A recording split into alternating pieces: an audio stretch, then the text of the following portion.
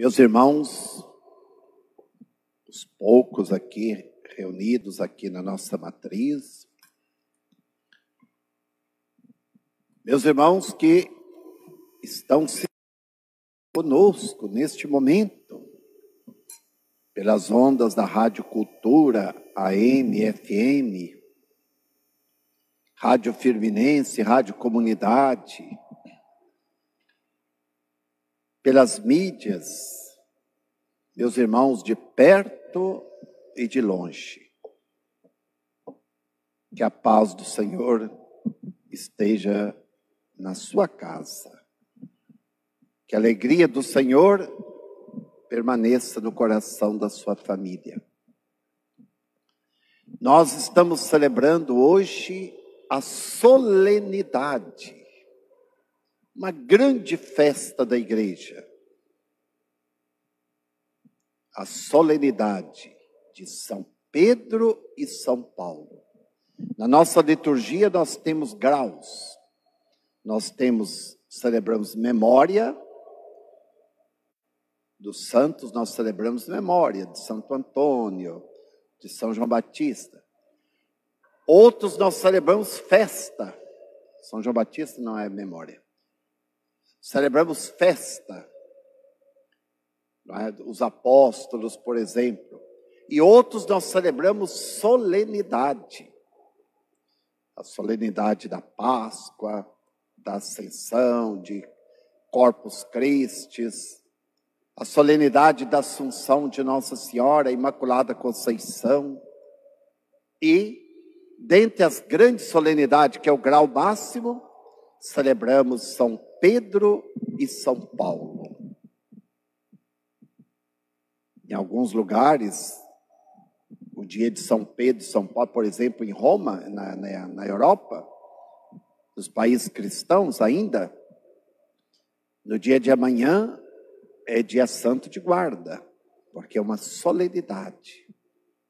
Mas aqui no Brasil, esta solenidade de São Pedro e São Paulo foi transferida para o domingo mais próximo do dia 29. Portanto, celebramos no dia de hoje, com toda a igreja. Por que nós celebramos São Pedro e São Paulo com solenidade? Porque estas duas figuras, estes dois homens totalmente diferentes, eles são as duas colunas principais da nossa igreja. Dos outros apóstolos nós sabemos muito pouco. Alguns não sabemos mais do que o nome. A maioria dos apóstolos não sabemos mais do que o nome deles. Mas destes dois, nós sabemos muito, muito. Eles foram desde o início da igreja colocado como pedras, como colunas principais. Portanto, os Atos dos Apóstolos nos falam longamente de São Pedro e São Paulo. Além disto, Paulo deixou várias cartas que nós conhecemos, que ele dirigia às comunidades. Pedro também nos deixou cartas. Sem estas cartas, sem essas duas figuras, o Novo Testamento seria muito pequeno. Mas é eles que nos catequizam, que nos ensinam, que nos evangelizam. Meus irmãos, esta solenidade de São Pedro e São Paulo, na história da igreja, antecede a solenidade, a celebração do Natal. Os primeiros cristãos já celebravam um dia especial de São Pedro e São Paulo. Portanto, meus irmãos, vejamos um pouquinho destas duas figuras extraordinárias. Por que nós celebramos? Pedro, como vocês bem sabem, era um homem rude, iletrado, de mãos calejadas, pescador do mar da Galileia.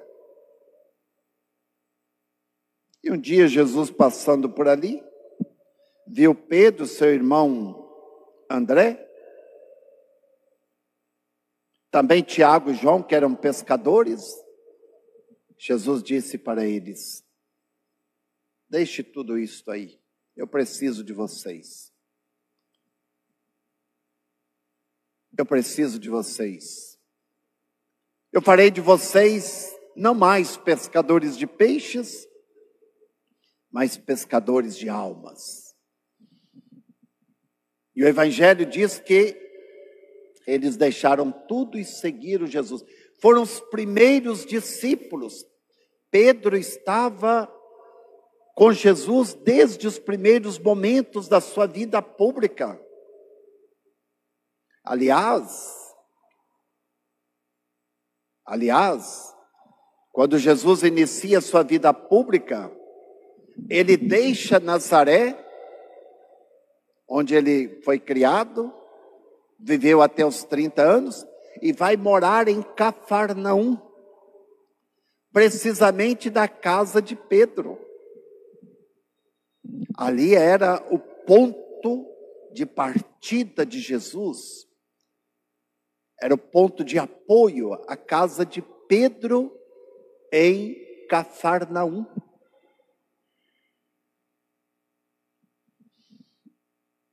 Pedro esteve com Jesus durante os 3 anos de vida pública. Pedro era impulsivo. Jesus de vez em quando tinha que dizer para ele: calma, Pedro, você é muito afoito. Ah, Senhor, nós te seguiremos para onde? Vamos morrer com o Senhor. Jesus, calma. Mas durante alguns momentos decisivos da vida de Jesus, lá estava Pedro. Quando Jesus ressuscita aquela criança, lá está Pedro, juntamente com Tiago e João. Quando Jesus se transfigura no Monte Tabor, lá está Pedro, também Tiago e João. Quando Jesus está na agonia, lá está Pedro, dormindo, mas está. E diz o Evangelho de hoje, que num determinado momento da vida pública de Jesus, ele estava com seus discípulos lá em Cesareia de Filipo, que fica lá em cima nas nascentes do Rio Jordão, lá na Alta Galileia, longe, muito longe de Jerusalém, do centro político, econômico, religioso. E Jesus pergunta para os discípulos: no dizer do povo, quem sou eu? E eles disseram: olha, Senhor, uns dizem que o Senhor é João Batista, outros acham que o Senhor é Elias ou um profeta. O Senhor é uma pessoa importante para o povo, um homem de Deus. Veja só, comparando o Senhor com João Batista, comparando o Senhor com Elias como um profeta. Jesus diz: muito bem, muito bem. Mas para vocês,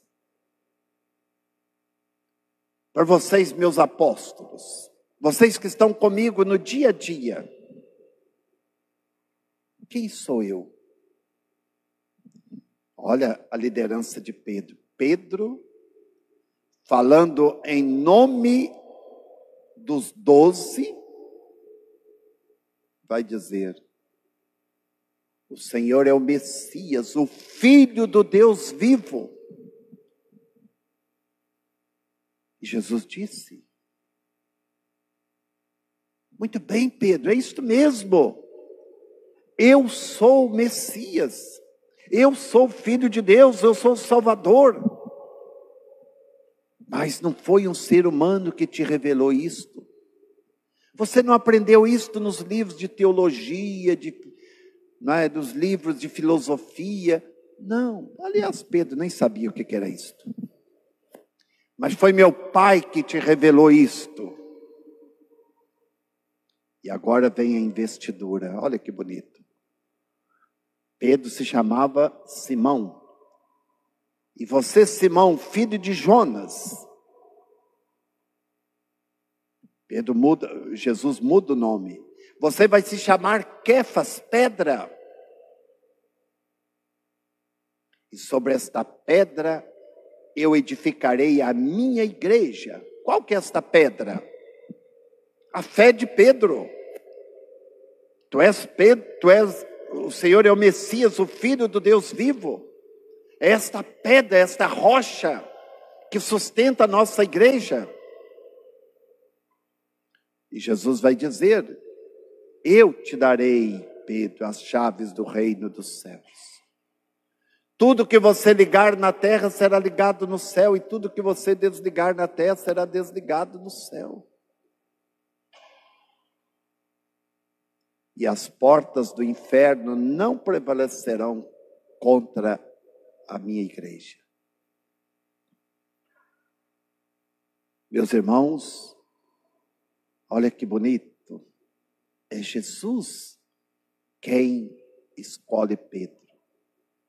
Muda-lhe o nome, assim como o Papa hoje, quando é eleito, muda de nome. O nosso Papa, por exemplo, não se chama, não foi batizado com o nome de Francisco, é Jorge, Mário, Jorge, Bergoglio, hoje é Francisco. Papa Bento, José, hoje é Bento. Papa João Paulo era Carlos, Carol, passou a chamar João Paulo e assim por diante. Porque Jesus mudou o nome de Simão para Pedro. É a missão de Pedro, ser esta rocha.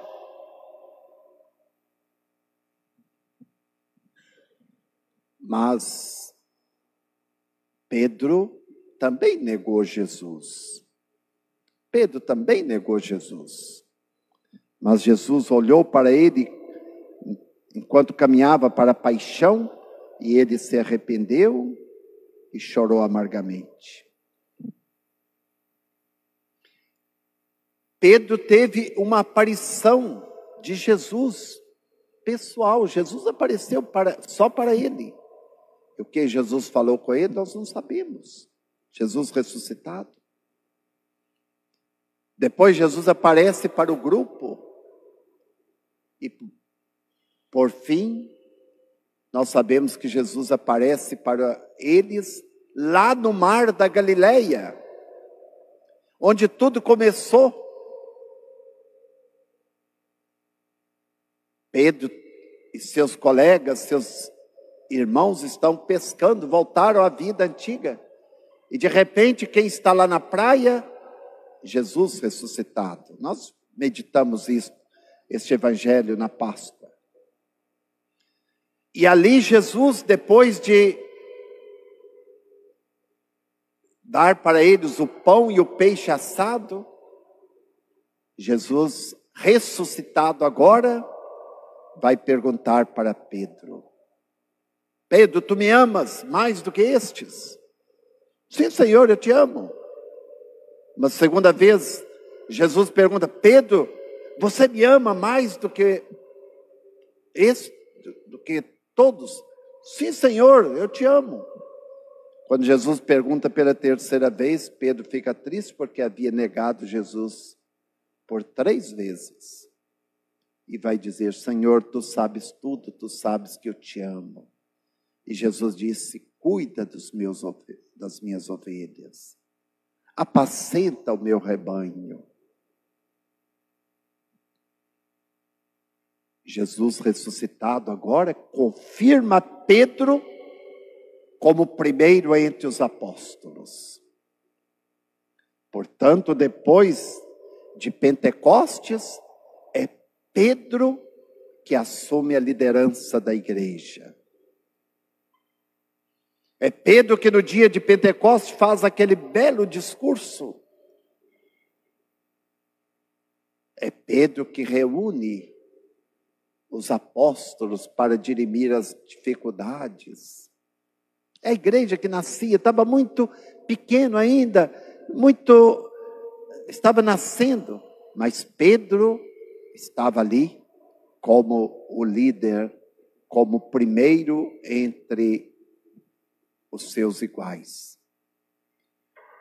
E a primeira leitura da missa de hoje diz que Pedro, depois de alguns anos de pregar ali em Jerusalém, formar a igreja, está preso, com dia e hora para ser morto.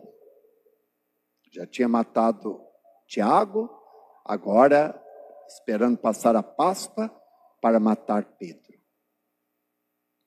E o que é bonito? Enquanto Pedro está preso, a igreja rezava por ele. A igreja rezava por ele. E por isso ele foi liberto. Milagrosamente liberto. E depois Pedro deixa ali o povo judeu, vai para Roma, onde estavam os pagãos, isto é, os não-judeus, e vai pregar o evangelho. Porque Pedro é aquele que une judeus e pagãos, formando uma só família. Por isso agora ele está em Roma. Ele é o primeiro bispo de Roma. E é por isso que o Papa, até hoje, é o bispo de Roma. Porque Pedro foi o primeiro bispo de Roma. E lá, era um bispo sem palácio, sem catedral, sem púlpito, sem nada. Era um líder religioso, peregrino, escondido. Tinha que celebrar a missa escondida. Com medo dos fiscais, não é? Os fiscais vir, não é? E levar todo mundo preso. Era assim no tempo de Pedro. Não é?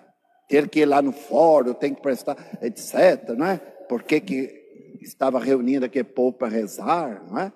Tinha que estar correndo. Os cristãos tinham que estar correndo das autoridades. Era assim no tempo de Pedro.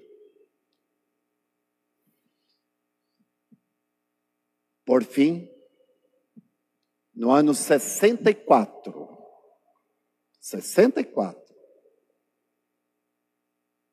Pedro é condenado à morte. E vai morrer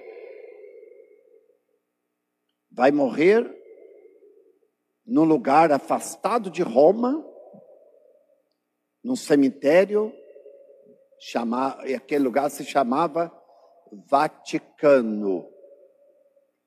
Fora de Roma, hoje é o coração de Roma. Né? E naquele local onde Pedro morreu, se ergueu a Basílica de São Pedro, que vocês veem na televisão, não é? E o altar do Papa está exatamente construído sobre o túmulo de Pedro. Por quê? Porque o Papa é o sucessor de Pedro. Meus irmãos, Paulo não conheceu Jesus pessoalmente, conheceu Jesus, mas era inimigo de Jesus, inimigo da igreja. Tinha medo daquela seita que estava nascendo. Paulo era um judeu convicto, um doutor, um teólogo, um filósofo, um religioso autêntico. E de repente, vivo, ressuscitado, era um absurdo. E Paulo se torna um perseguidor daquele grupo que nascia. Até que um dia, Paulo indo a Damasco,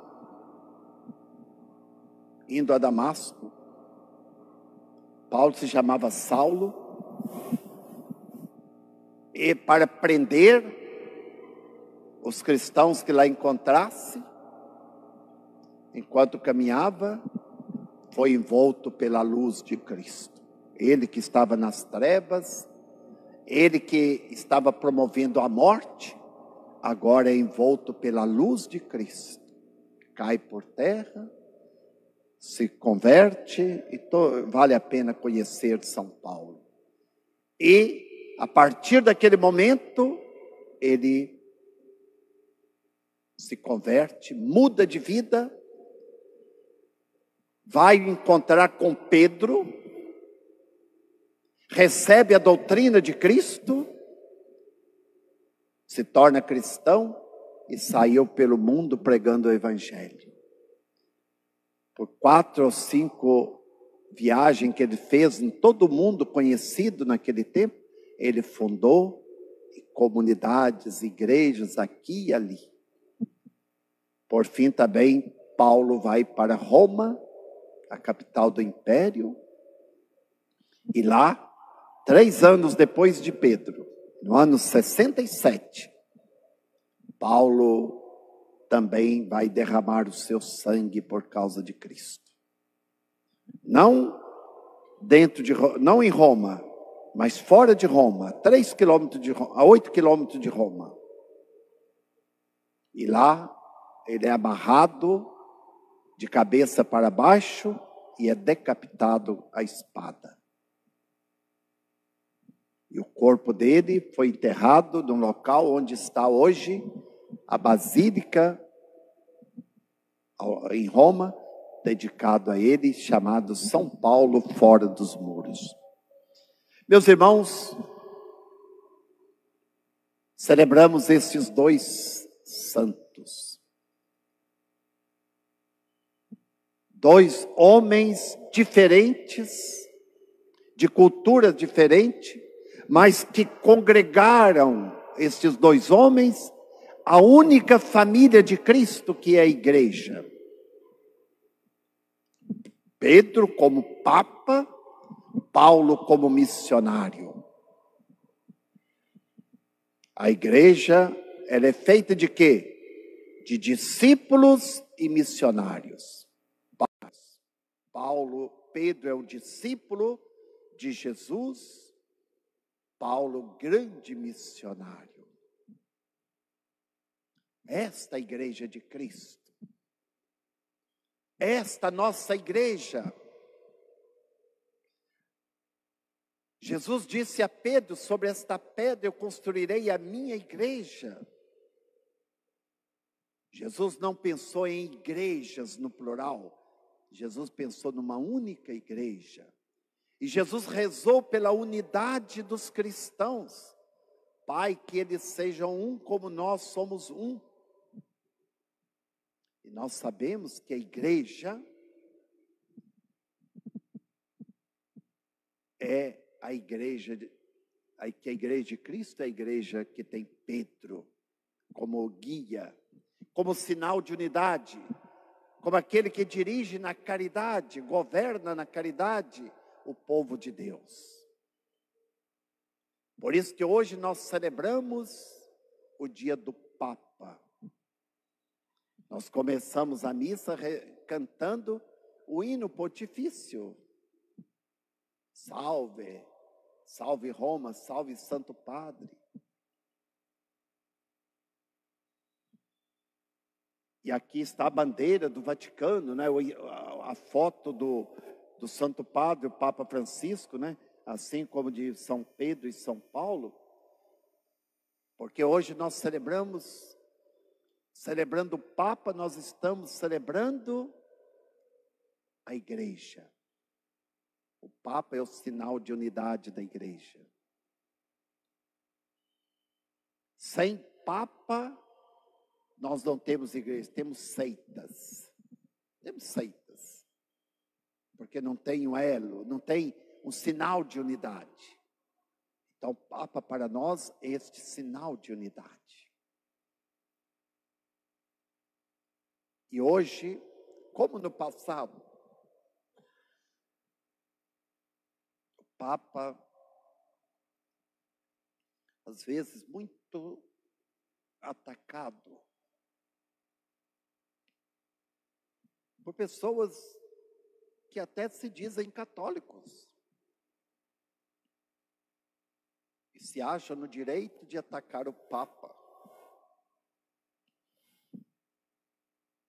Se nós não aceitamos o Papa, nós deixamos de ser católicos.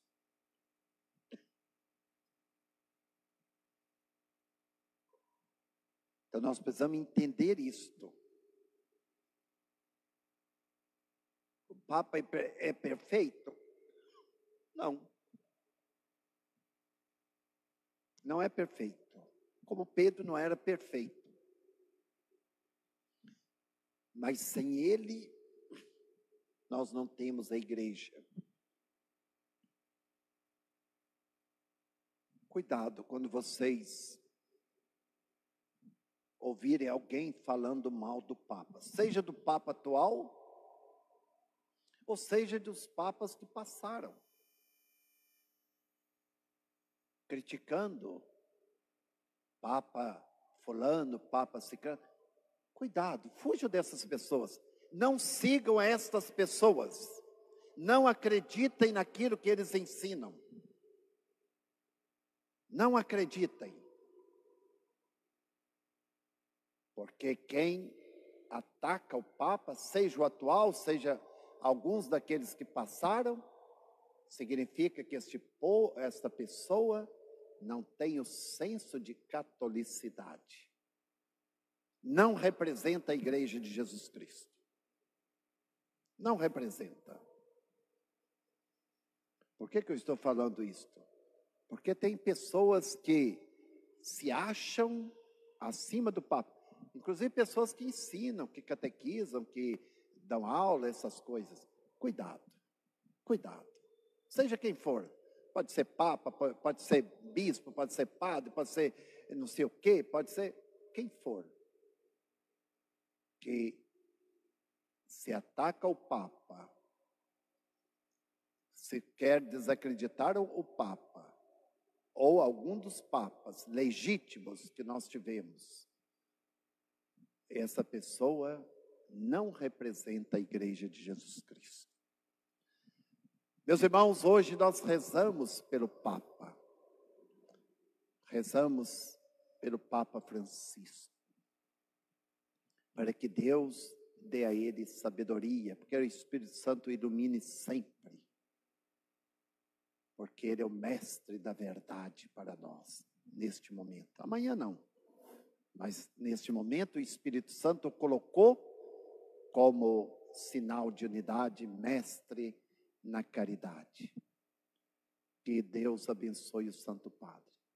E que nós, católicos, sintamos o santo orgulho de pertencer à Igreja de Cristo, a igreja dirigida pelo Papa.